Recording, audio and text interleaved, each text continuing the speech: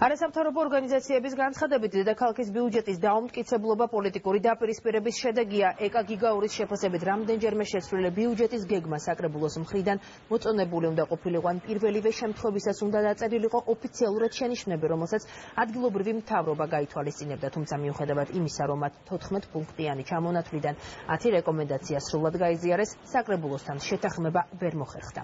ასევე ნინო ლომჯარი ამბობს, რომ არგუმენტი, რომლის მიხედვითაც დღევანდელი საკრებულოს უმრავლესობა ბიუჯეტს არ ამტკიცებს, რეალობას არ შეესაბამება. მისი განცხადებით, მერიაც და საკრებულოც ადგილობრივი საზოგადოების ინტერესიდან გამომდინარე ერთობლივ პოზიციაზე უნდა შეჯერდეს.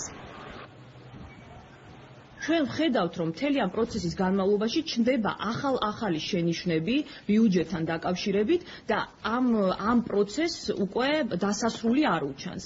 ზუსტად აქედან გამომდინარე, ჩვენ ვამბობთ, რომ ეს პროცესი მართლაც არის შეფერხებული ხელოვნურად, არც ერთი შენიშვნა, რომელიც წარმოდგენილი არის საკრებულოს მხრიდან, არ არის საფუძველი იმისა, რომ ეს ბიუჯეტი არ დამტკიცდეს. ჩვენ ვფიქრობთ, რომ საკრებულოს მიზანი არის რეალურად ის, რომ შესაძლებელია ესეც იყოს მოტივაცია, რაც გაჟღერდა არაერთხელ, რომ საწინასაარჩევნოდ, თქვათ იგივე ოპოზიციურ პოლიტიკურ ძალას არ ქონდეს ფინანსური რესურსები, ესეც იყო ერთ-ერთ მოტივად გაჟღერებული.